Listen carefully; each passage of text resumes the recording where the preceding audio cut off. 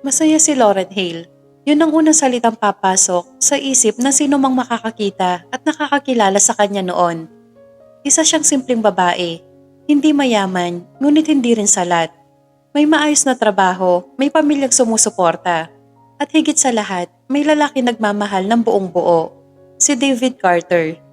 Nagkakilala sila sa isang charity event na inorganisa ng kumpanyang pinapasukan ni Lauren. Isa si David sa mga sponsor.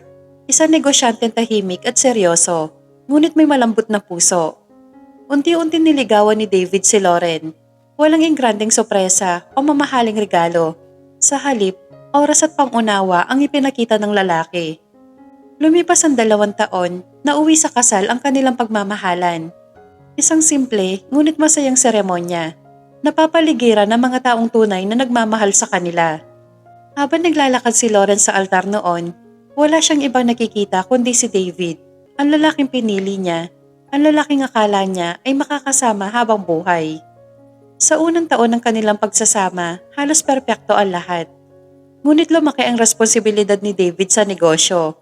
Madalas siyang wala sa bahay, umuuwi ng pagod at minsan halos wala ng oras makipag-usap. Sinikap niyang intindihin.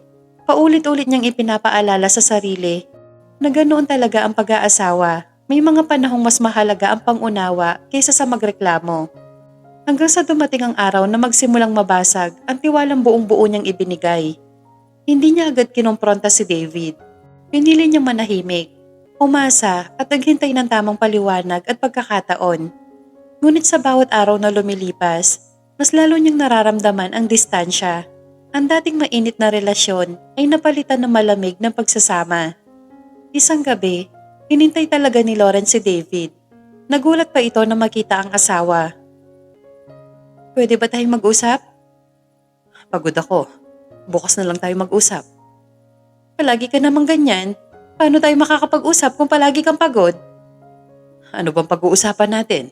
Kung hindi naman masyadong importante, bukas na lang yon. Pwede? Importante to, David. Pagsasama at relasyon natin na nakataya rito.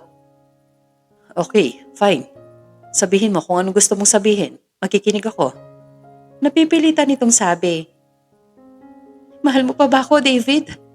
Kasi hindi ko na maramdaman ang pagmamahal mo. Sa pinapakita at ikinikilos mo, mas mahalaga pa sa iyo ang trabaho kaysa sa akin na asawa mo. Pakiramdam ko ang layo-layo mo sa akin, kahit nandiyan ka lang naman. Bakit, David? Hindi mo na ba ako mahal? May iba ka na ba, ha? Hindi napigilan ni Lauren ang sariling maiyak sa harapan ng asawa. Pakiramdam niya, sasabog siya sa sobrang sakit. I'm sorry, Lauren. Kung yan ang nararamdaman mo. Sorry, hindi ko sinasadya masaktan ka. Hayaan mo, aayusin ko to. Trust me, okay? Dahil sa pagmamahal ni Lauren sa asawa, kaya nagtiwala ulit siya. Ngunit sa pangalawang pagkakataon ay binigo siya na labis niyang dinamdam. Dahil dito, isang desisyon ang kailangan niyang gawin. Masakit man, pero kailangan niyang gawin para hindi na masaktan sa piling ni David. Anong ibig sabihin nito? Bakit nakaimpake lahat ng mga gamit mo? Aalis na ako, David. Pagod na akong umasa sa'yo. Nangako ka sa akin pero hindi mo tinupad.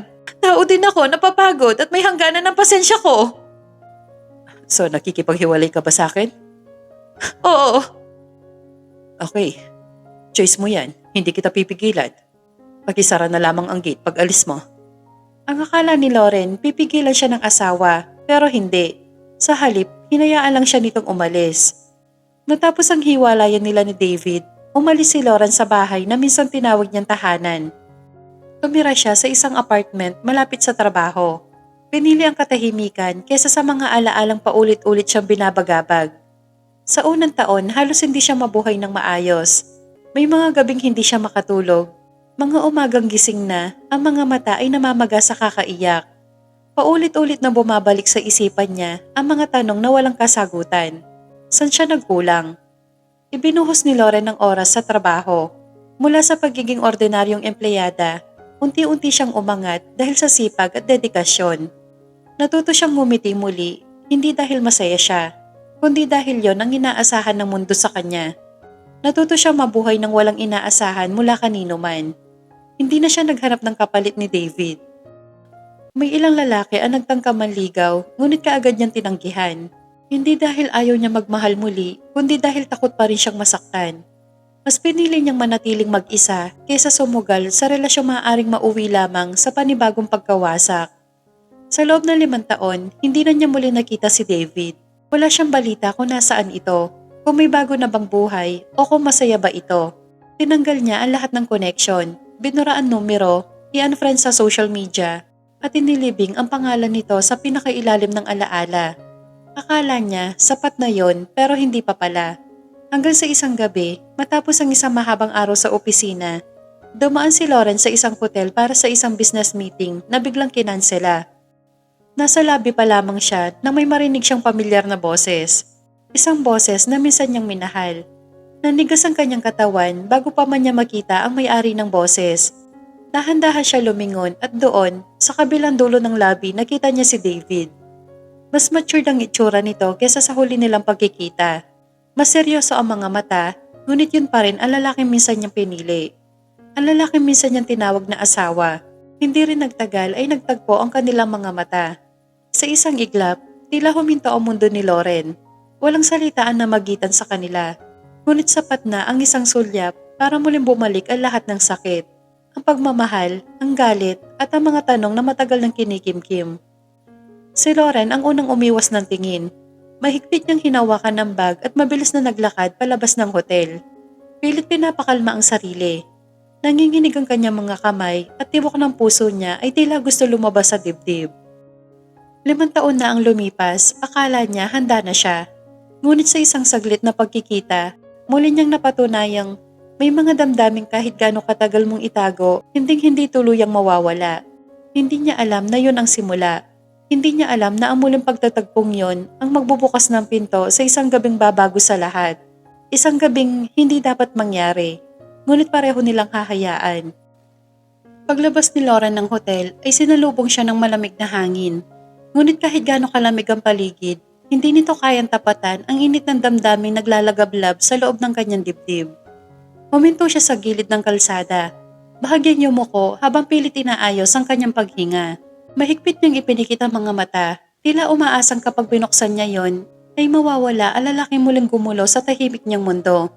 Ngunit kahit ipikit niya ang mga mata, malinaw pa rin sa kanyang isipan ang anyo ni David. 5 taon na ang lumipas, ngunit sa isang iglap ay tila bumalik siya sa panahong sila pa, sa mga pangako nitong binitawan sa kanya. Matagal na, may kanya-kanya na silang buhay. Wala siyang karapatang magtanong at lalong wala na siyang karapatan masaktan pa. Ngunit bakit parang muling nadurog ang kanyang puso? Mabigat ang mga hakbang ni Lauren habang naglalakad patungo sa parking area. Pagdating sa sasakyan, sandali siya nakaupo roon bago pa mapaandarin ang makina. Sa kabilang banda, hindi rin naging madali para kay David ang muling pagkikita nila ni Lauren. Nang makita niya si Lauren sa labi ng hotel, muntik na siyang mawalan ng kakayahang gumalaw. 5 taon niyang inihanda ang sarili sakaling mangyari yon. Ang araw na muli niyang makikita, ang babaeng minsan niyang minahal ng higit sa sarili.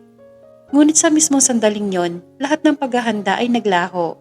Gusto sana niya itong yakapin, kausapin, humingi ng tawad sa lahat ng bagay na hindi niya nagawa. Naunahan siya ng takot.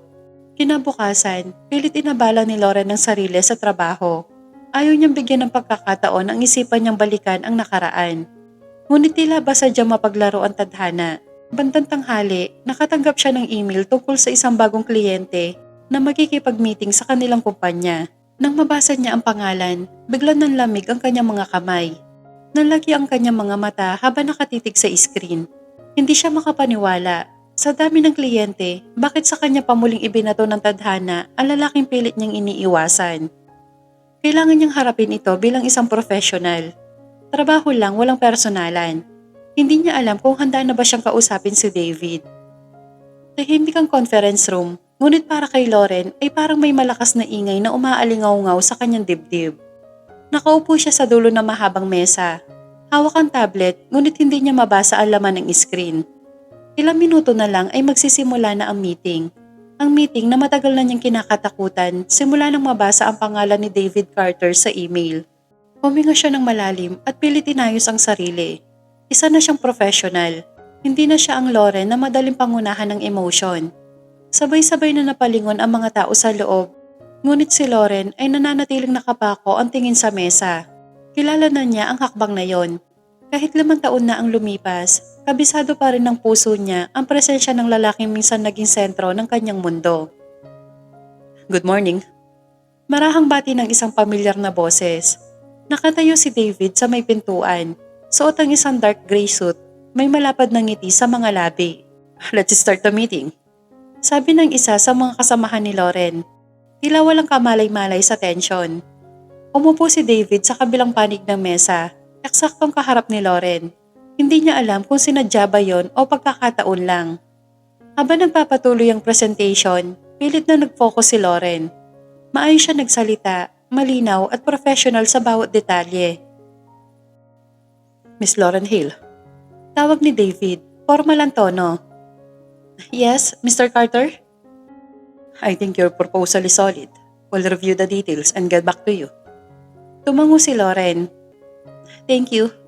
Matapos ang meeting, isa-isa nagsilabasan ang mga tao sa conference room. Naiwan si Lauren upang ayusin ang mga gamit niya. Umaasang makakaiwas sa anumang hindi niya kayang harapin. Ngunit nang tumayo siya at maglakad patungo sa pinto, narinig niya ang isang boses sa likuran. Lauren. Napahinto siya. Dahan-dahan siyang humarap.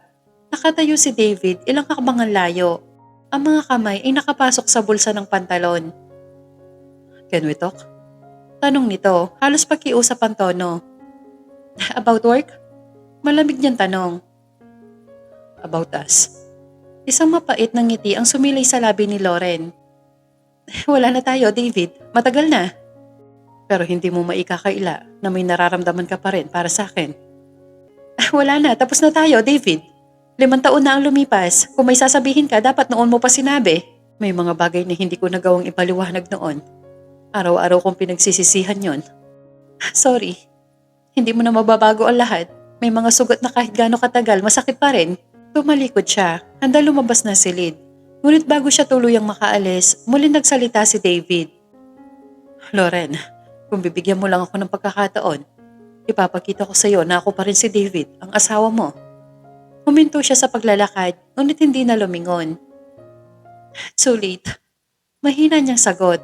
Paglabas niya ng conference room, mahigpit niyang kinuyom ang kamao. Hindi niya alam kung tama ba ang ginawa. Kung tama bang muling isara ang pintong minsan na nagbigay sa kanya ng pinakamasayang alaala at pinakamasakit na sugat. Samantala, sa bahay ni David hanggang ngayon ay hindi pa rin siya makapaniwala na nag-cross ulit ang landas nila ni Lauren. Pagkatapos ng 5 taon at ngayon mukhang magkakasama pa sila sa isang trabaho. So anong plano mo ngayon? Susuyuin mo ba siya? Hindi ko alam, Randy. Basta ang malinaw sa akin hanggang ngayon, mahal ko pa rin siya. Hindi ko nga lang alam kung saan ako magsisimula. Suggestion ko lang, pare. Ang una mong gawin, humingi ka ng tawad kay Lauren. At ipaliwanag ang side mo kung bakit nawalan ka noon ng time sa kanya. Paano? Eto, iwas siya sa akin. Pakiramdam ko tuloy, may sakit ako nakakahawa. At ayaw niyang mahawaan ko siya. Ikaw naman kasi, dapat hindi mo siya noon hinayaan na umalis. Dapat pinigilan mo siya at sinabi mo ang totoong dahilan. Nanatiling tahimik si David matapos ang sinabi ni Randy. Tila may matalim na kutsilyong dahan-dahang bumabaon sa kanyang dibdib. Hindi dahil sa mga salitang binitawan ng kaibigan, kundi dahil alam niyang totoo ang lahat ng yon. Hindi niya pinigilan si Lauren noon. Hindi niya ipinaglaban ang asawa niya. Akala ko kasi, kung hahayaan ko siyang umalis, mas gagaan para sa kanya. Akala ko yun ang tama para sa amin dalawa. Pero hindi pala. Pero David, asawa mo siya. Hindi ka niya hihinga ng perpektong buhay. Ang gusto lang niya, ikaw. Mariing kinuyom ni David ang kanyang mga kamao. Muling bumalik sa kanyang alaala ang gabing umalis si Lauren. Kasabay ng paglaki ng kumpanya, dumami ang problema. May investors na umatras. May utang na kailangan ayusin. May empleyadong umaasa sa akin. Halos hindi na ako natutulog. Ayokong makita ni Lauren na wasak ako. Na hindi ako ang David na pinakasalan niya. Pero sa ginawa mo, nasaktan mo siya. Isang mapait na ngiti ang sumilay sa labi ni David. Exactly. Kinabukasan, pumasok si David sa opisina ng mas maaga kaysa sa karaniwan. Ngunit sa kabila ng mga papeles at meetings, iisa lang ang laman ng isip niya, si Lauren. Bandang hapon, nagkaroon muli sila ng follow-up meeting. Isang meeting na hindi na pwedeng iwasan. Nang pumasok si Lauren sa silid, diretso itong umupo. Walang kahit anong emotion sa muka. Let's proceed, sabi ng isa sa mga kasamahan nila. Habang nagsasalita ang bawat isa, palihim na minamasdan ni David si Lauren. Wala na ang lambot sa mga mata nito, wala na ang mga ngiting dati ay para lamang sa kanya. Matapos ang meeting, mabilis na tumayo si Lauren, handa nang umalis. Lauren, tawag ni David, mas mahinahon kesa kahapon. If this is not about work, I'm busy. 5 minutes. Hindi na ako hihingi pa ng higit. Nagatubili si Lauren bago dahan-dahang humarap. Make it quick. Lumunok si David. Ito na ang pagkakataon at maaaring ito na rin ang huli. Gusto ko lang malaman mo na hindi kita iniwan dahil hindi na kita mahal. And then, why did you let me go? Natakot ako na makita mong mahina. Natakot ako na kapag nakita mo ang lahat ng problema ko, mawala ka. Pero sa huli, mas pinili kong mawala ka kaysa ipakita ang totoo. Huli na ang lahat, may mga sugat na hindi na binabalikan. Walang nagawa si David nang iwan siya ni Lauren sa conference room. Ang bigat sa dibdib niya ay parang humihila sa kanya pababa. At kahit akbang palabas ng silid ay nagdulot ng panibagong kirot. Bumalik siya sa opisina, ngunit hindi na niya mapigilan ang sarili. Lumabas siya kasama si Randy, ang matalik niyang kaibigan at kasama sa negosyo. Nagtungo sa isang bar malapit sa kanilang lugar. Ngunit sa bawat lagok ng alak, hindi nawawala ang bigat sa dibdib ni David. Ang mga alaala nila ni Lauren ay bumabalik. Ang init ng mga yakap, ang mga araw na magkasama sila at masaya. Magmamadaling araw na makalabas sila sa bar. Dahil mas lasing siya kay Randy, kaya ito na ang nagmaneho. Ang kotse nito ang kanilang ginamit, habang ang kotse niya ay naiwan sa parking lot ng bar. Kinabukasan, tanghali na magising si David. Naligo muna siya bago bumaba sa sala. Pagbaba, naabutan niyang umiinom ng kape ang mama niya. Good morning, ma. Bati niya sa ina sabay halik sa pisngi. Good morning din, anak. Ang sabi ni Manang madaling araw ka na umuwi at lasing na lasing ka. Totoo ba yan, ha, David? Yes, ma. Nagkayayaan lang kami ni Randy. Pamparelax. Total weekend naman ngayon. Pagsisinungaling niya. Sinungaling? Kilala kita, anak, dahil anak kita. Huli ka naglasing ng ganyan nang iwan ka ni Lauren. Tell me, may problema ba? Negosyo? Wala, ma. Hindi ako naniniwala sa'yo. Sabihin mo sa akin, baka matulungan kita. Ina mo ko, karapatan ko malaman kung may problema ka o dinaramdam. Okay, fine. Bumalik na siya. Sinong bumalik? Sinong siya? Tila naguguluhan na tanong sa kanya ng ina. Si Lauren, mama. Gusto ko siyang kausapin ng matagal, pero ayaw niya, iniiwasan niya ako. Ang gusto ko lang naman marinig niya ang side ko, nang sa ganun mabago ang tingin niya sa akin.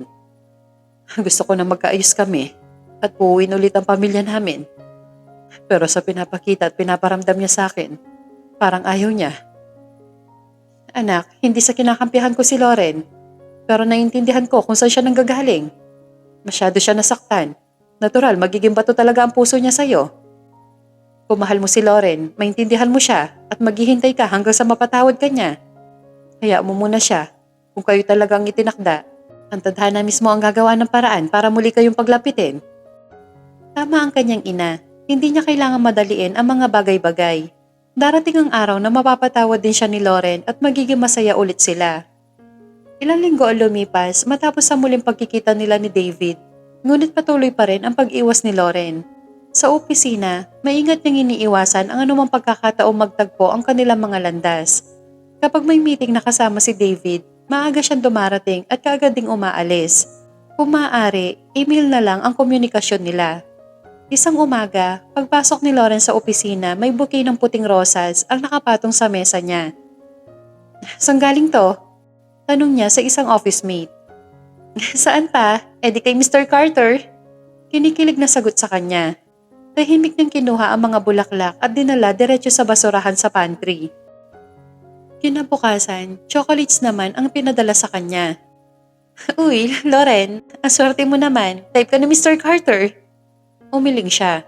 Araw-araw may dumarating na iba't ibang klase ng mga bulaklak. Mamahaling tsokolate, minsan stuffed toy pa. Unti-unting nauubos ang pasensya ni Loren. Hindi niya ba talaga ako titigilan? Bulong niya sa sarili isang hapon habang hawak ang panibagong bouquet. Hanggang isang araw, hindi na siya nakatiis. Bitbit ang bulaklak at tsokolating ipinadala ni David. Nagpunta siya sa opisina ng Carter Holdings. May appointment po ba kayo kay Mr. Carter, ma'am? Tanong ng receptionist. Wala, basta sabihin mo lang, si Lauren Hale. Malamig niyang sagot. Ilang sandali pa, pinapasok na siya. Pagbukas ng pinto ng opisina, nandoon si David nakaupo. May hawak na mga papeles. Napatingin ito sa kanya at agad tumayo nang makita siya. Lauren, you're here. Hindi siya umupo. Sa halip, inilapag niya sa mesa ang mga bulaklak at tsokolate. Ano to? Tanong ni David, nakakunot ang noo. Yan ang mga ipinadala mong bulaklak at chocolate kanina. Isasauli ko lang. Yung iba, tinapon ko sa basurahan. Tigilan mo na ako, David. Hindi na tayo mag-asawa. Wala ka ng obligasyon sa akin. Hindi to obligasyon. Ginagawa ko to kasi gusto ko. Kasi mahal pa rin kita. Hindi na kita mahal. Bakit? Tanong ni David, lumapit ng isang hakbang. Hindi na mahalaga. Ang mahalaga, tapos na tayo. Tapos na para sa'yo. Pero para sa akin, hindi pa. Kung talaga mahal mo ako, bakit mo ako hinayaan? Tumahimik ang lalaki. Kita sa mga mata nito ang bigat ng pagsisisi. Kasalanan ko. Hindi kita ipinaglaban. Inuna ko ang trabaho ko. Inakala ko maiintindihan mo ko. Hindi ko alam na ganun pala ang mangyayari. Hindi ako manhid para hindi masaktan. At mas lalong hindi ako robot para hayaan ka lang sa ginagawa mo sa akin.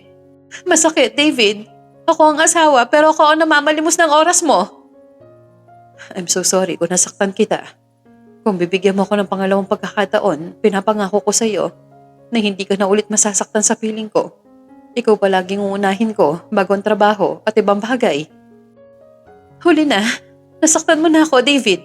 Kung totoong hanggang ngayon mahal mo pa rin ako, ay hahayaan mo na ako. Igagalang mo ang desisyon ko.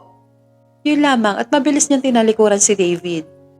Nang makasakay sa elevator, doon lang niya pinakawalan ang mga luhang kanina pa gustong tumulo sa kanyang mga mata.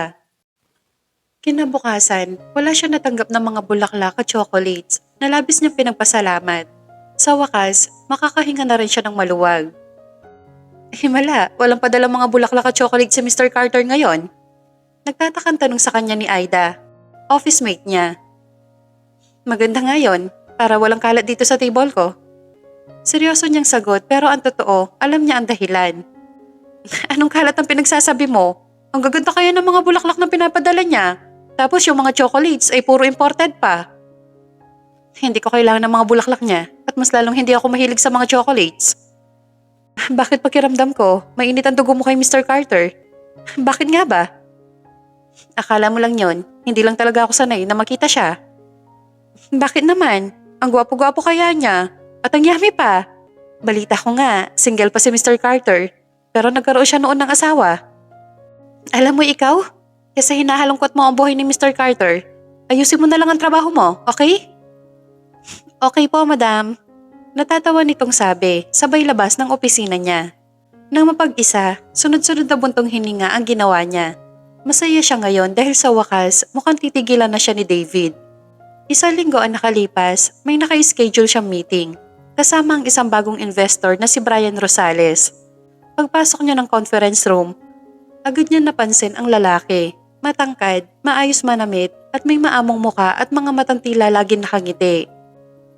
Miss Lauren Hale? Tanong nito habang tumatayo at inaabot ang kamay. Yes, ako nga. Ikaw si Mr. Brian Rosales? Brian na lang. Mas komportable ako sa ganon. Sige, Brian. Sa buong meeting, naging magaan ang usapan. Matalino si Brian, malinaw magsalita at higit sa lahat marunong makinig. Hindi ito nagmamadali. Hindi siya minamadali at hindi siya minamaliit. Matapos ang meeting, imbis na agad magpaalam, nagtanong si Brian sa kanya. Libre ka ba? For coffee? Purely business. Promise. Biro nito. Sige. Sa simpleng coffee meeting, doon nagsimula ang pagiging komportable nila sa isa't isa. Napag-usapan nila ang trabaho, pamilya at unti-unti ang personal na buhay. Mula ng araw na yon, naging madalas ang pagkikita nila. Minsan tungkol sa trabaho, minsan simpleng dinner lang. Hindi niya namalaya na unti-unti na siya nagiging komportable sa presensya ni Brian. Hindi ka masyado nagkukwento tungkol sa love life mo. Una nito isang gabi. Wala kasing interesting. Sagot niya. Pilit pinapagaan ng boses. Loren? Tawag nito sa pangalan niya. Pwede ba kita ligawan? Hindi ka agad siya nakasagot. Gusto kita, Loren. I know, hindi pa tayo masyadong matagal na magkakilala. Pero sana bigyan mo ko ng chance na ipakita at iparamdam sa'yo ang pagmamahal ko. Ayaw kitang paasahin, Brian. Pero gusto kong maging honest sa'yo. Hindi pa ako handa na makipagrelasyon ulit. Masyado pa sariwa ang sugat dito sa puso ko. Hanggang kaibigan lang ang kaya kong ibigay sa'yo. I understand. Pero sana, hayaan mo lang ako na ligawan ka. Promise, hindi kita kukulitin. Basta hayaan mo lang ako. Pero please, Loren. Bagaman ayaw ni Loren, ay napapayag rin siya ni Brian. Paano ba naman, ayaw talaga nitong tumigil. Kamuntik pa nga itong lumuhod sa harapan niya para lang pumayag siya. Okay, sige. Ikaw ang bahala. Pero pag hindi mo na kaya, anytime pwede kang tumigil sa panliligaw sa akin. Yun na lamang ang sinabi niya. Kinabukasan nga ay sinimulan na ni Brian ang panliligaw sa kanya. Hatid sundo niya ito sa trabaho, bagay na hindi siya sanay. Minsan, sinusundo siya ni Brian para lang mag-lunch or dinner. Minsan naman, tatawag ito para kamustahin ang araw niya. Kung pagod ba siya sa maghapon na pagtatrabaho, tapos magkukwento ito para matanggal ang pagod niya. Isang Sabado ng umaga, niyaya siya ni Brian na mag-lunch. May gusto sana akong ipakilala sa'yo. Sabi nito sa telepono. Sino? My mom. Brian, hindi to pressure. Lunch lang. Gusto ka lang talaga niya makilala. Kung ayaw mo, okay lang naman sa akin. Sige. Pagpayag niya kahit nag-aalangan. Hindi niya alam kung bakit siya pumayag. Siguro dahil ayaw niyang masaktan ang taong walang ibang ginawa kundi maging tapat sa kanya. Sa isang mamahaling restaurant sila pumasok. So, ikaw pala si Loren? Ang nililigawan ng uniko hiho ko? Apo ma'am, nahihiya niyang tugon. Call me Tita Marisa. I've heard so much about you. Napatingin si Loren kay Brian. Bahagyan nagulat. All good things. Mabilis nitong sabi, tila nababasa ang iniisip niya. Sa buong lunch, ramdam ni Loren ang init ng pagtanggap ni Tita Marisa. Wala masyadong tanong sa personal niyang buhay. Ang swerte ng anak ko sa'yo, Iha. Matagal ko na siyang hindi nakikitang ganun kasaya. Napangiti si Loren, ngunit may kirot sa likod ng ngiting yon. Salamat po. Mahina niyang sagot. Pagkatapos kumain ng lunch, nagpaalam si Tita Marisa ng mas maaga sa kanila. Take care of each other. Bili nito bago tuluyang umalis. Naiwan sila ni Brian sa table. Sorry kung biglaan. Hindi ko lang mapigilan si Mama. Sobrang excited siya makilala ka. Okay lang, mabait ang mama mo katulad mo. Loren, mahinang tawag ni Brian sa pangalan niya. May nagawa ba akong mali? Wala naman, bakit mo nasabi? Kanina ko pa kasi napapansin na ang tahimik mo simula nang umalis si Mama. Akala ko tuloy may nagawa ako na hindi mo nagustuhan. Samantala, nakarating kay David ang balitang may manliligaw si Loren. Hindi inaasahan ni David na masasaktan siya ng ganon. Akala niya handa na siya, pero hindi pa pala. Hindi pa siya handa na pakawalan ang dating asawa. Ang nag-iisang babaeng minahal niya mula noon magpahanggang ngayon. Sa loob ng opisina, nakaupo si David sa harap ng mesa. Hawak ang cellphone. Ilang beses niyang tinignan ang pangalan ni Loren sa screen. Gusto niya itong tawagan pero natatakot siya sa maririnig galing dito. May karapatan pa ba akong masaktan? Bulong niya sa sarili. Kinagabihan, niyaya niya si Randy na mag-bar. Gusto niyang uminom. Nang sa ganun, pansamantala niyang makalimutan ang problemang kinakaharap. May problema ka ba? May kinalaman ba ito kay Loren? May naliligaw na kay Loren. Baka sa susunod, sagutin na niya ito. At baka magpakasal na sila. Ouch, ang sakit. Pero wag kang OA, okay? May labang ka pa naman ah. Ano laban ang pinagsasabi mo? Remember? Hindi pa annulled ang kasal nyo. So ibig sabihin, until now, ay mag-asawa pa rin kayo sa mata ng Diyos, sa mata ng mga tao.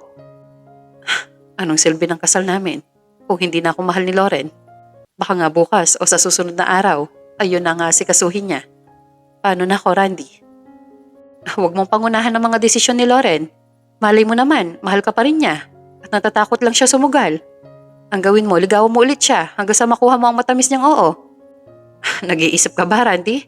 Nang pinapadalhan ko siya ng mga bulaklak ay galit na galit siya sa akin at sinugod pa ako sa opisina. Tapos gusto mo ligawan ko ulit si Loren? Natural, magagalit talaga yun sa'yo. Ang gawin mo, ikaw mismo ang magbigay sa kanya. Kung kinakailangan na makipagsabayan ka sa maliligaw ni Loren, gawin mo. Kahit papaano, gumaan ang loob ni David sa sinabi ni Randy. May point ito, makipagsabayan siya sa maliligaw ni Loren, matira matibay. Kinabukasan, maaga pa lang ay gising na si David. Excited na siyang simulan ng misyon. Bahala na kung anong kahihinatnan, basta gagawin niya ang lahat upang muling makuha ang puso ng babaeng pinakamamahal. Nakatingin siya sa malaking salamin habang inaayos ang suot na long sleeve. Sinisiguro ni David na siya ang pinakagwapo lalaki sa mga mata ni Loren. Sa mesa, nakahanda ang isang bouquet ng puting tulips. Paborito yun ni Loren. Pagdating niya sa lobby ng building kung saan nagtatrabaho si Loren, maraming mga mata ang nakatingin sa kanya dahil sa bulaklak na dala. Habang sakay sa elevator, pilit kinakalma ni David ang sarili. Hindi siya ganito dati, pero ngayon, sobrang kaba ang nararamdaman niya. Sa wakas, bumukas ang elevator. Bukas ang pintuan ng opisina ni Loren, kaya naman lakas loob na siyang pumasok sa loob. Baka sa labis na pagkagulat sa mga mata ni Loren na makita siya. David? Anong ginagawa mo dito? Lumapit siya, dahan-dahan. Parang takot siyang baka umatras ulit ang babae. Inabot niya ang bouquet. Good morning. Kinakabahan niyang pagbati kay Loren. Ano to? David, di ba nag-usap na tayo? Akala ko ba malinong na sa'yo ang lahat?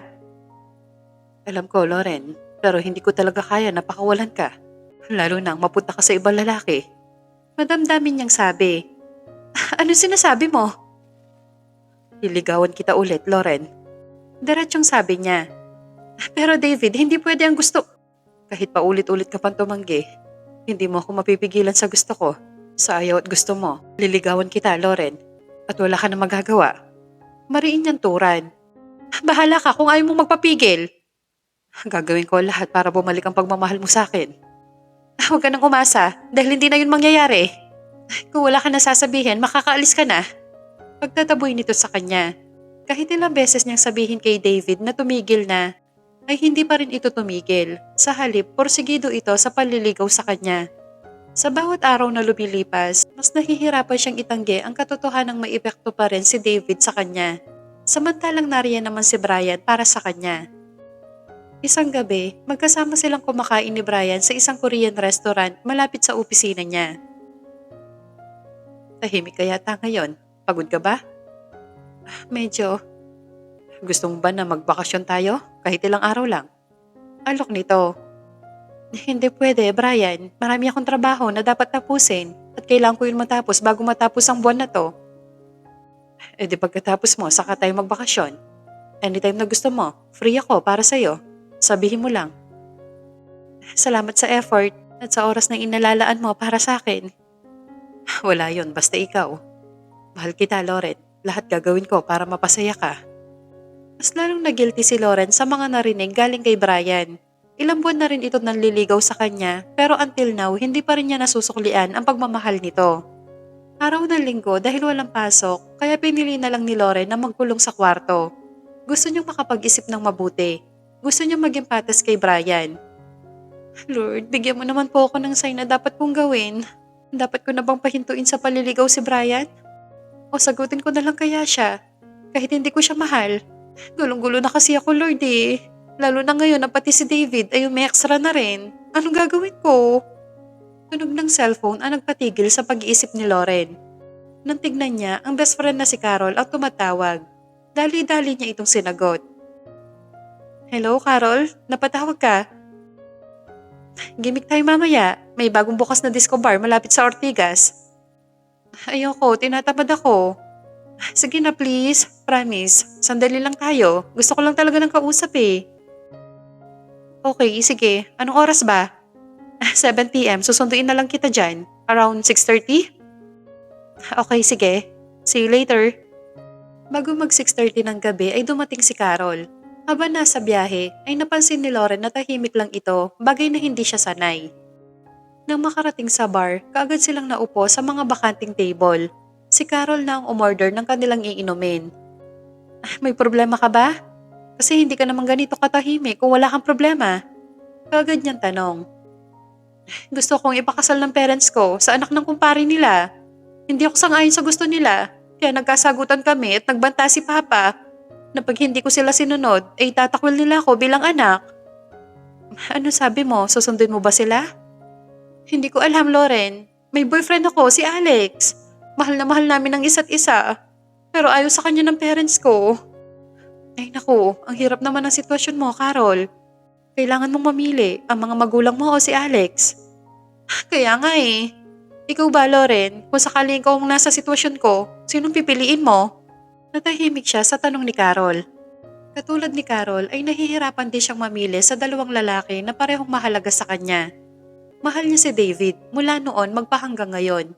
Pero natatakot siyang bigyan ito ng second chance, baka masaktan ulit siya. Hindi niya mahal si Brian pero ramdam niya kung gaano siya nito kamahal. Ayaw niya itong saktan. Napakabuti nito sa kanya. Wala itong ibang ginawa kundi ang mahalin siya. Hoy, Lauren, tinatanong kita. Hindi ka na nakasagot dyan. Untag sa kanya ni Carol. Mahirap sagutin ang tanong mo. Siguro, pakiramdaman mo na lang ang puso mo kung sino ang mas matimbang. At kung ano sa tingin mo ang mas nakakabuti para sa'yo. Yun na lamang ang nasabi niya. Kinabukasan, sinundo siya ni Brian sa bahay. Siyempre, may dala na naman itong bulaklak. Bago umalis ay sinabi muna kay Brian na may mahalaga silang pag-uusapan. Ano pag-uusapan natin? Gusto ko lang sabihin sa'yo na pinapatigil na kita sa paliligaw sa akin. Ano? Bakit? Di ba sinabi ko naman sa'yo na willing ako maghintay hanggang sa maging handa ka na... Oo, at yun ang dahilan kaya pinapatigil na kita. Dahil sinasagot na kita. Tama ba narinig ko? Sinasagot mo na ako? Oo, Brian. Simula ngayon, official na tayo. Yes, finally. Saya-saya ko, Lauren. Sa wakas, tinanggap mo rin ang pag-ibig ko. Mabuti kang tao, Brian. Deserve mo ang mahalin na pabalik at alam ko na hindi mo ako sasaktan, na hindi mo ako paiiyakin. Umasa ka, Lauren. Walang araw na hindi kita mamahalin. I love you. Samantala, natigil ang paghakbang ni David na makitang magkausap sina Lauren at Brian, lalo na nang marinig ang mga katagang sinasabi ni Lauren. Parang may sumabog sa loob ng dibdib niya. Hindi niya namalayan na unti-unti nang dumudulas mula sa kamay ang hawak na bouquet. Malalaki ang hakbang na naglakad siya palabas ng gate. Patakbo niyang binuksan ang kotse at isinara ang pinto ng malakas at mabilis na pinaandar ang kotse. Kasalanan ko to. Kung hindi ako naging duwag noon, kung hindi kita hinayaang umalis. Isang mahabang buntong hininga ang pinakawalan niya, puno ng pagsisisi. Huli na, bulong ng isip niya. May iba na siya, at yon ang pinakamasakit na katotohanan kailangan niyang tanggapin. Pagdating sa opisina, naroon si Randy. Halatang nagtataka na makita ang itsura niya. Pare, ano nangyari sa'yo? Hindi niya ito sinagot. Sa halip, pinagtatapon niya ang mga papel na nasa table. Sunod niyang pinagdiskitahan ang pintuan, pinagsusuntok hanggang sa tumugo ang kamao. Mabilis naman siyang inawat ni Randy at pinaupo sa sofa. Saglit siya nitong iniwan, pagbalik may dala na itong isang basong tubig at iniabot sa kanya. Ano nangyari, David? Sabihin mo sa akin, baka matulungan kita. Wala na, Randy. Wala na. Wala nang pag-asa na magkabalikan pa kami ni Lauren. Sinagot na niya si Brian. Ano? Paano na ako ngayon, Randy? Hindi ko kaya mawala sa akin si Lauren. Wala na tayong magagawa, David. Nagdesisyon na si Lauren. Ang maganda mong gawin ay igalang ang desisyon niya at tanggapin ang pagkatalo mo. Maraming babae. Malay mo, may ibang babaeng nakalaan para sa'yo. At hindi si Lauren yon. Pero si Lauren ang gusto ko. Siya lang at wala nang iba pa. Kung hindi rin lang si Lauren, mas gugustuhin ko pang tumanda na mag-isa. Hindi pa katapusan ng mundo, pare. Matuto kang tumanggap ng pagkatalo. Hindi man naging kayo ni Lauren, pwede naman kayo maging magkaibigan. Sunod-sunod na paghinga ng malalim ang ginawa ni David at napaisip. Siguro nga, panahon na para tuluyan na niyang pakawalan si Lauren. Oo, masakit, pero kailangan niyang tanggapin na hanggang doon lang sila. Babaunin na lang niyang masayang alaala ang mga panahon na pinagsamahan nila noon. Bago mag-lunch, pinuntahan niya si Lauren sa opisina. Gusto niya itong makausap sa huling pagkakataon. Mamaya na lang tayo mag-usap pagbalik ko. Lalabas ako kasama si Brian. Ngayon na, Lauren, hindi naman ako magtatagal. May mga bagay lang akong gustong sabihin sa'yo bago ako umalis. Umalis? Aalis ka? Oo, at hindi ko alam kung kailan ako makakabalik. Una, gusto kitang batiin. Congratulations. Sa wakas, nahanap mo rin ang lalaking para sa'yo. Ang lalaking makakasama mo hanggang sa pagtanda mo. Alam mo sinagot ko na si Brian? Galing ako kanina sa bahay mo at aksidente ko narinig ang pag-uusap nyo. Masakit, pero kailangan kong tanggapin na hanggang dito na lang talaga tayo. Na walang second chance na mangyayari. David, masaya ako, Lauren. Sana ingatan ka ni Brian at mahalin ang higit pa sa pagmamahal ko sa'yo. Babaunin ko masayang alaala mga panahon na pinagsamahan natin. Mahal na mahal kita. At kahit kailan, hindi ka nawala dito sa puso ko. Mag-iingat ka palagi, ha? Hangad ko ang kaligayahan mo sa piling ni Brian. Hindi na hinintay ni David na makapagsalita si Lauren. Malaki ang mga hakbang na lumabas siya ng opisina nito. Pagkasakay sa kotse, kaagad niyang in-start ang makina at pinaandar ito ng mabilis. Samantala, isang linggo na ang lumipas simula nang sagutin ni Lauren si Brian. Masaya siya dahil pinatunayan ni Brian kung gaano siya nito kamahal. Isang hapon sa parking lot habang pasakay sa kotse, nakita niya si Randy. Nilapitan niya ito at kinamusta. Kamusta ka na, Lauren? Lalo kang gumaganda ngayon ah. Ayos lang naman ako. Eto, may bagong love life. Yeah, naikwento nga sa akin ni David bago umalis. Ibig sabihin natuloy talaga siya sa pag-alis? Oo, natuloy si David. Masaya siya para sa'yo dahil nahanap mo na ang lalaking para sa'yo. Masaya rin ako at maluwag niya natanggap ang desisyon ko. Wala naman siyang choice kundi ang tanggapin ang desisyon mo. Anyway, mauna na ako sa'yo. Sana one day makilala ko ang boyfriend mo. Okay, sige. Go ahead. Habang sakay sa kotse pauwi ng bahay, ay malalim naman ang iniisip ni Lauren. Kaya pala ilang araw na niyang hindi nakikita si David dahil natuloy pala ito sa pag-alis. May bahagi ng pagkatao ni Lauren ang nalulungkot.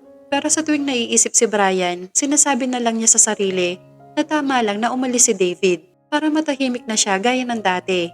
Ngayon na wala na si David sa buhay niya, ang gagawin niya ay mag-focus kay Brian, sa lalaking tunay na nagmamahal sa kanya. Isang hapon, habang abala si Lauren sa opisina, tumunog ang cellphone niya. Isang pangalan ng lumitaw sa screen, si Camille, dati niyang katrabaho. Oh, long time no talk. I know. Kaya nga tumawag ako, may sasabihin ako sa'yo. Ano sasabihin mo? I'm getting married. Masaya nitong balita sa kanya. Ano? Grabe, congratulations. Tuwang-tuwang sabi ni Lauren. Thank you. Bukod dyan, may mahalaga pa akong sasabihin sa'yo. Ano yon? I want you as one of my bridesmaid. Seriously? Oo, ikaw agad ang naisip ko. Sa Tagaytay ang wedding, next month. I love to. I'm happy for you, Camille. Isasend ko na lang yung invitation sa'yo. See you soon. Pagkababa ng tawag, napabuntong hininga si Lauren. Hindi niya alam kung bakit bigla siyang kinabahan. Marahil matagal na rin siyang hindi umaattend ng kasal ng iba. Nung gabing yun, ikinuwento niya kay Brian ang imbitasyon habang kumakain sila ng hapunan. Tagaytay? Nice. Kailan ba? Next month na. Bridesmaid ako. That's good. You deserve to enjoy. Sasama ba ako? Oo naman, kung gusto mo. Mabilis niyang sagot. Siyempre, gusto ko. Ayoko mawala sa mga importanteng araw mo. Mabilis na lumipas ang isang buwan. Dumating ang araw ng kasal ni Camille. Maaga pa lamang ay gising na si Lauren. Nakatayo sa harap ng salamin habang inaayos ang suot na gown na para sa mga bridesmaid. Pagdating sa simbahan, may mga bisita nagkukwentuhan. May ilang abalang nag-aayos ng upuan at may mga staff na pabalik-balik. Napatingin si Lauren sa suot na relo. Shit, mahina niyang sabi. Malapit na magsimula ang kasal. Mabilis siya naglakad papasok sa loob ng simbahan. Bahagya na kayo ko para hindi matakpan ng suot na gown. Ngunit sa pagmamadali ni Lauren, may isang matigas na bagay ang bigla niya nabangga. Ay, sorry! Mabilis niyang sabi sabay na paatras. Ngunit bago pa man siya tuluyang makabawi, isang pamilyar na amoy ang pumasok sa kanyang sistema. Isang amoy na akala niya ay matagal na niyang nakalimutan. Unti-unti siya napatingala at doon nalaki ang mga mata ni Lauren. David? Bigkas niya sa pangalan ng dating asawa. Lauren? Bukas sa mukha ni David ang labis na pagkagulat na makilala siya. Saglit silang natigilan. Tila parehong hindi inaasahan ang tagpong yon. Bridesmaid ka? Tanong ni David, nakatingin sa suot niyang gown. Oo, ikaw. Kaibigan ko ang groom at ako ang best man. Hindi ko inaasahan na makikita-kita rito. Same. Maiklik sagot ni Lauren. Mag-isa ka lang ba? Nasaan si Brian? Yes. Supposed to be dapat kasama ko si Brian pero may bigla ang business trip. I see. Kailangan ko nang pumasok sa loob, malapit na magsimula. Pag-iiba ni Lauren sa usapan. Yeah, good luck. You look nice. Napasinghap si Lauren, bahagyang ngumiti. Salamat. Tumalikod siya at naglakad papasok sa loob ng simbahan. Ngunit ramdam niya ang presensya ni David sa likuran niya. Pagkatapos ng kasal, sabay-sabay na nagtungo ang mga bisita sa hotel kung saan gaganapin ang reception. Habang ang iba ay abalang nakikihalibilo, tahimik lang siya nakamasid mula sa malayo. Pilit niyang iniiwasan ang isang taong ayaw niyang makasabay, si David. Sa bawat pagkakataong muntik na sila magkasalubong, agad siyang lumilihis ng direksyon. Ayaw niya itong makasalubong. Tahimik siya nagtungo sa balkonahin ng hotel, dala ang isang boteng alak na kinuha niya mula sa mesa. Doon, tanaw ang malawak na tanawin ng Tagaytay. Malamig ang hangin, tahimik ang buong paligid. Tanging ilaw ng mga kabahayan sa malayo ang nagbibigay liwanag sa gabi. Umupo siya sa isang upuan at binuksan ang bote. Isang tagay lang, pangako niya sa sarili. Ngunit ang isang tagay ay nasundan ng nasundan hanggang sa mga lahati ang laman ng bote. Ramdam niya ang init ng alak sa lalamunan. Pero mas ramdam niya ang bigat sa dibdib. Kahit ilang taon na ang lumipas, isang sulyap lang kay David ay sapat na para guluhin ang maayos niyang mundo. Anong ginagawa mo dito? Bakit nag-iisa ka? Napapitlag si Lauren, bahagya na palingon at tulad ng inaasahan, si David ang nasa likuran niya. Hindi ka ba marunong magbigay ng warning? Sorry kung nagulat kita. Nakita kasi kitang pumunta rito kaya sinundan kita. Bakit mo pa ako sinundan? Hindi mo ba nararamdaman na ayaw kita makita? Na ayaw kita makausap kaya todo iwas ako sa'yo? Alam ko, Lauren. Pero gusto pa rin kitang sundan dahil yun ang sinasabi ng puso ko.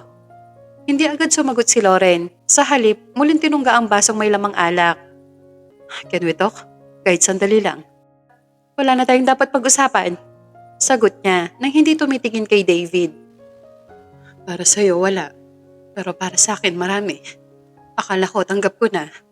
Akala ko, nakalimutan na kita. Pero hindi pa pala. Dahil muling bumalik ang lahat na magkita-kita kanina sa simbahan. Sa loob ng 6 na buwan ko sa London, wala akong ibang ginawa kundi ang magpakabisi sa trabaho. Ni minsan, hindi ako tumingin sa ibang babae. Dahil sa puso ko, ikaw lang ang nandito. Kahit na may iba ka ng mahal. Ang hirap-hirap mong kalimutan, Lauren. Kung pwede ko lang ibalik ang mga panahon na masaya pa tayo, ginawa ko na. Pero hindi na pwede. Nagsisisi ako na hinayaan kitang umalis, na wala akong ginawa para sundan ka at suyuin. Kaya ito ang karma ko ngayon, ang makulong sa alaala mo at maging alipin ng nakaraan. Tama na, David. Tumigil ka na. Ayoko na marinig ang mga sasabihin mo. Hindi na nga napigilan ni Lauren ang sariling umiyak na maalala ang kanilang nakaraan. Nagulat na lang siya nang may mga bisig na basta na lang yumakap sa kanya. Pilit niyang inaalis ang mga bisig ni David, ngunit ayaw nitong maalis. Ilang sandali pa, dahan-dahan siya nitong pinaharap. Dahilan upang magtama ang kanilang mga mata. Tumingin ka sa mga mata ko, Lauren. Then, sabihin mo sa akin na hindi mo na ako mahal. Ayaw niyang tumingin sa mga mata ni David. Natatakot siyang ipagkanulo ang sarili at yun ang hindi pwedeng mangyari. Bakit ayaw mo kong tignan sa mga mata ko? Dahil ayoko. Ayaw mo? O natatakot ka lang? Dahil alam mo sa sarili mong nagsisinungaling ka. At ang totoo ay mahal mo pa rin ako. Na ako pa rin ang nandiyan sa puso mo. Huwag kang assuming, David. Hindi na kita mahal. Si Brian na ang bago nagmamayari ng puso ko. Sinungaling. Hindi ako nagsisinungaling. Nagsasabi ako ng totoo. Talaga? Tignan natin, Lauren. Kung nagsasabi ka nga ng totoo. Nanlaki ang mga mata ni Lauren nang basta na lang siyang halikan ni David sa mga labi. Sa labis na inis, naitulak niya ito at malakas na sinampal. Bastos! Wala kang karapatan na halikan ako! Sigaw niya sa pagmumukha ng lalaki. Hindi ito sumagot. Sa halip, inangkin ulit nito ang mga labi niya. Mapusok at punong-puno ng pananabik ang mga halik na ginagawad sa kanya ng dating asawa. Gusto niya itong pigilan, ngunit natatangay siya sa mga halik ni David. At habang tumatagal ang kanilang halikan, unti-unting nabubuhay ang init sa kanyang katawan na tanging si David lamang ang nakakagawa. Hindi nagtagal, binuhat ni David si Lauren papunta sa hotel room na kanyang pinareserve. Naramdaman ni Lauren ang mainit na palad ni David sa loob ng suot nitong gown. Waring may hinahanap ito doon na isang bagay na pareho nagpapasaya sa kanilang dalawa. Napasinghap na lang si Lauren na matagpuan ng palad ni David ang hinahanap nito. Wala sa sariling nasabunutan niya ito. Pero hindi ito nagreklamo, sa halip mas lalo pa itong pinagbuti ang ginagawa. Hindi nagtagal ay naramdaman ni Lauren nang alisin ni David ang suot niyang mga panloob. Dahilan upang maghimalaya ito sa ginagawa. David, nahihirapan niyang tawag sa pangalan nito. Hayaan mo ako, Lauren, na muli ko sa iyong iparamdam ang init ng pagmamahal ko. Hayaan mo ako napawiin ang sugat dyan sa puso mo. Walang nagawa si Lauren nang ihiga siya ni David. Mabilis ang kilos nitong hinubad ang mga kasuotan. Nang matapos, ang suot naman niyang gown ang inumpisahan nitong hubarin, hanggang sa mahubad at makita ang kabuuan niya. Natangi si David pa lamang ang nakakakita. Kaagad itong umibabaw sa kanya at muling inangkin ang mga labi niya, pababa sa dibdib na lalong nagpabaliw sa kanya. Sinasabi ng utak niya na mali ang ginagawa nila, na kailangan niya itong pigilan. Pero iba naman ang sinasabi na nagiinit niyang katawan. Ilang sandali pa, matagumpay na napag-isa ni David ang kanilang mga katawan. Pero hindi pa doon nagtatapos, dahil muli siya nitong inangkin at siya naman ay buong pusong nagpaubaya. Marahil dahil na rin sa epekto ng alak na ininom niya kanina. Kinaumagahan, nagising si Lauren na masakit ang ulo. Dahan-dahan siya nagmulat ng kanyang mga mata. Parang may mabigat na martilyong paulit-ulit na tumatama sa sentido nito. Napaungol siya ng mahina at kusang itinaas ang kamay upang hilutin ang ulo. Doon lang niya napansin na nasa loob siya ng isang kwarto. Ang huli niyang natatandaan ay nakaupo siya sa balcony habang umiinom ng alak. Tapos dumating si David, nag-usap sila at nagkasagutan. Maliban doon ay wala na siya maalala.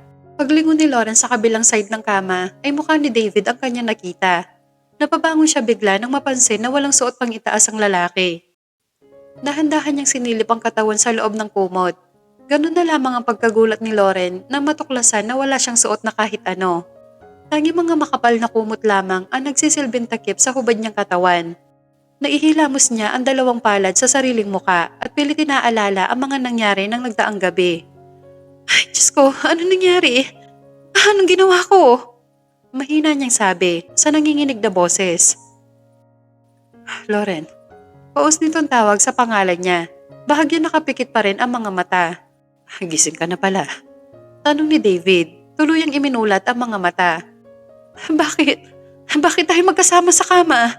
At bakit pareho tayong walang suot na kahit ano? May nangyari sa atin. Baliwala nitong sagot. Hindi. Hindi yan totoo. Sabihin mo nagsisinungaling ka lang. Sabihin mo. Sigaw niya. Tumayo si Lauren, hawak-hawak ang kumot at pilit hinahanap ang mga damit sa ilalim ng kama. Hindi ito dapat nangyari. May boyfriend ako, David. Alam ko. At hindi ko yung nakakalimutan. Alam mo naman pala bakit hinayaan mong may mangyari sa atin? Tumayo si David at dahan-dahan lumapit sa kanya. Ngunit huminto nang nakitang naiiyak siya. Paano ko haharapin ngayon si Brian? Paano ko haharapin ang sarili ko? Kung gusto mo, I live. Hindi kita pipilitin na harapin ako ngayon. Pero hindi mo may tatanggi sa akin na pareho nating ginusto ang nangyari sa atin kagabi. Lasing ako kagabi. Hindi ko alam ang ginagawa ko. Kaya huwag mo sabihin sa akin na ginusto ko ang nangyari sa atin. Niloloko mo lang ang sarili mo. Aminin mo na lang. Huwag kang matakot na magpakatotoo sa tunay mong nararamdaman. Bahala ka kung yan ang gusto mong isipin. Basta ako, alam ko sa sarili ko ang totoo. Kung ano man ang nangyari sa ating kagabi, kalimutan mo na yon. At sana wag na makarating kay Brian. Nang makita ang gown na suot kahapon, pati ang mga panloob ay mabilis niya itong dinampot at pumasok sa loob ng banyo. Habang naliligo, pilit inaalala ni Lauren ang mga nangyari ng nagdaang gabi. Napatakip na lang siya ng sariling bibig na maalala ang lahat. Kung paano siya nagpaubaya kay David. Ang tanga-tanga mo, Lauren. Ang tanga-tanga mo. Paano mo ngayon haharapin si Brian? Paano mo sasabihin sa kanya na nakagawa ka ng kasalanan? Singhal niya sa sarili. Simula na makabalik ng Maynila ay naging tahimik si Lauren. Sinadya niyang iwasan si Brian. Hindi niya alam kung paano ito haharapin. Kung paano sasabihin ang nagawang kasalanan. Mahal na mahal niya si Brian. Wala na nga itong ginawa kundi ang mahalin siya at pasayahin kaya hanggat maaari ay ayaw niya itong masaktan. Isang gabi dumating ito sa bahay niya nang walang pasabi. Kaya naman hindi na siya nakaiwas pa.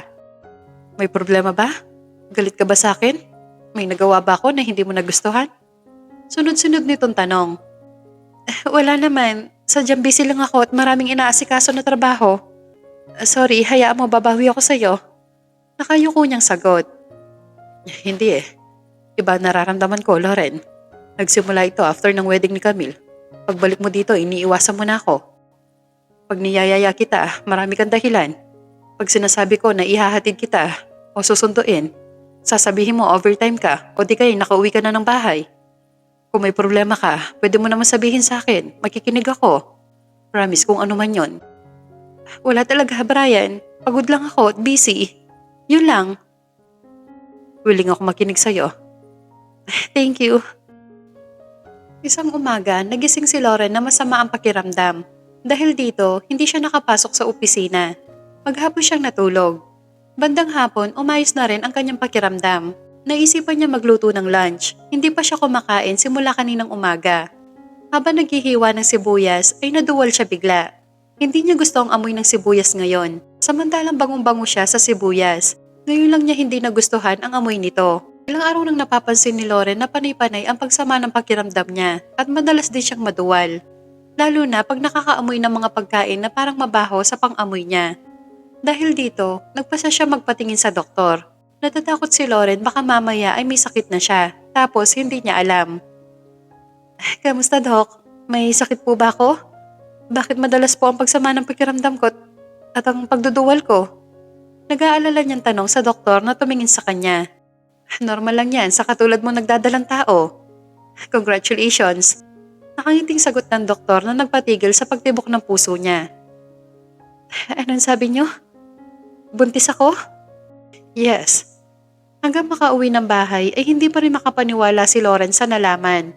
Buntis siya at nagbunga ang nangyari sa kanila ni David. Pakiramdam ni Lauren lalong lumaki ang kasalanan niya kay Brian. Dahil dito, mas tripling guilt ang nararamdaman niya. Nang araw din yon ay pinuntahan ni Lauren si Brian sa opisina nito. Tuwang-tuwa ito na makita siya. Mabuti naman at pinuntahan mo ako dito. Gusto mong ba lumabas tayo pagkatapos ng trabaho? Nagpunta ako dito dahil may mahalaga akong sasabihin sa'yo. Kung magagalit ka man sa akin, matatanggap ko yon dahil kasalanan ko naman. Anong sinasabi mo, Lauren? Hindi kita maintindihan. Kahit ano pang sabihin mo, hindi ako magagalit sa'yo. Tell me. Humugot muna ng malalim na hininga si Lauren bago nagsalita. Kinakabahan siya pero kailangan niya lakasan ng loob. Buntis ako, Brian. Panimula niya. Ano? Napatayo bigla sa kinauupuan si Brian at mariin siyang pinagmasdan. May nangyari sa amin ni David ng gabi ng wedding ni Camille. Hindi ko alam kung paano nangyari yon. Basta nagising na lang ako, nakatabi ko na siya. At pareho kaming walang suot na kahit ano. Ayokong maging unfair sa'yo. Hindi ko kayang suklian ang pagmamahal mo sa akin. Kasi hanggang ngayon, hindi ko pa rin mapakawalan dito sa puso ko ang lalaking una kong minahal. Si David ba to? Yes, si David, ang dati kong asawa. Sorry kung inilihim ko sa'yo ang tungkol sa kanya. Akala ko kasi hindi ko na siya mahal, pero nagkamali ako. It's okay. Naintindihan ko. Mahal kita, Lauren. At kung papayag ka sa gusto ko, maging ama ng anak mo. Napakabuti mo, Brian. Pero hindi ko matatanggap ang alok mo. Maraming babae. Makakahanap ka rin ng babaeng kayang suklian ng pagmamahal mo. Nagpapasalamat ako sa Panginoon na nakilala kita. Naging masaya ako sa 6 na buwan nating pagsasamahan. Ang dasal ko sana mahanap mo ang babaeng makakasama mo sa pagtanda at magiging ina ng mga anak mo. Pero Loren, ikaw ang gusto ko at wala nang iba. Tanggap kita at ang anak mo. Mamahalin ko siya na parang tunay kong anak. Pakiusap sa kanya ni Brian. Hindi, ayoko maging unfair sa'yo. Panahon na para palayain kita. Mariing pagtanggi ni Loren sa alok ni Brian. Pero Loren, I'm sorry, pero buo na ang desisyon ko. Sana sa muli natin pagkikita ay buo ka na ulit. Paalam, mamimiss kita. Samantala, hindi naman makapaniwala si David sa nalamang galing sa office mate ni Loren na buntis ito. Isang kutubang nabuo sa kanyang isipan. Kinabukasan, bago pumasok sa trabaho ay pinuntahan niya si Loren sa bahay nito at nagulat ito na mapagbuksan siya ng pinto. Anong ginagawa mo rito? Totoo ba na buntis ka? Wala kang pakialam kung buntis man ako o hindi. Umalis ka na. May pakialam ako dahil ako ang ama ng pinagbubuntis mo. Sa ayaw at gusto mo, dito lang ako sa tabi mo at hindi kita iiwan. Paano ka naman nakakasiguro na ikaw ang ama ng anak ko? Dahil yun ang nararamdaman ko. At alam ko din na ako lang ang lalaki nakaangkin sa'yo. Kaya sigurado ako na anak ko yan, na akin yan. Ano naman sa'yo kung ikaw ang ama, walang magbabago, David. Dahil ganito na tayo hanggang sa pagtanda natin. Mahal kita. Nakahanda ako na pakasalan ka ulit at maging mabuting asawa at ama sa inyo ng anak natin. Pinapangako ko sa iyo, Loren, na hindi na mauulit ang mga nangyari noon. Sa lahat ng bagay, kayo ang uunahin ko. Please, pagkatiwalaan mo ulit ako. Huwag kang matakot na sumugal ulit. Malay mo this time, manalo ka na. Please, give me another chance. Natatakot ako, David. Paano kung maulit ang nangyari noon? Paano kung mas priority mo pa rin ang trabaho kaysa sa akin? Baka hindi ko kayanin. Baka hindi na ako makabangon ulit. Huwag kang matakot. Basta gagawin ko ang lahat para sa pamilya natin. Please, Loren, isang pagkakataon na lang ang hinihingi ko sa'yo. Napangiti si David nang tumango si Loren. Sa labis na tuwa ay patakbo niya itong niyakap at pagkatapos siniil ng halik sa mga labi. Salamat. Mahal kita. Pinapangako ko sa'yo na hindi ko sasayangin ang pagkakataong ito. I love you, Loren. I love you too, David. Makalipas ang 2 buwan ay muli niyang pinakasalan si Loren. Sa harap ng Diyos at sa harap ng mga taong naroroon ay nangako siya na magiging mabuting asawa kay Loren at ama sa kanilang anak. Hindi nagtagal ay sinilang ni Loren ang kanilang panganay na baby boy na kamukhang kamukha niya. Salamat sa napakaganda regalo. Ito ang pinaka-the best na regalo na natanggap ko sa tanang buhay ko. Masaya ako at napasaya kita, David. Promise, magiging mabuting ina ako sa anak natin. At syempre sa'yo. Hindi mo na kailangan sabihin yan. Dahil alam ko na magiging mabuting ina ka sa anak natin. Dahil mabuti kang anak at may mabuting puso. At yun ang dahilan kaya mahal na mahal kita. I love you, asawa ko. Wala na mahihiling si Loren. Lahat nasa kanya na. Hindi siya nagsisisi na binigyan niya ng second chance si David. Dahil walang araw na hindi nito pinaparamdam sa kanya kung gaano siya nito kamahal. At bilang ganti, pagsisilbihan niya ang asawa sa abot ng kanyang makakaya.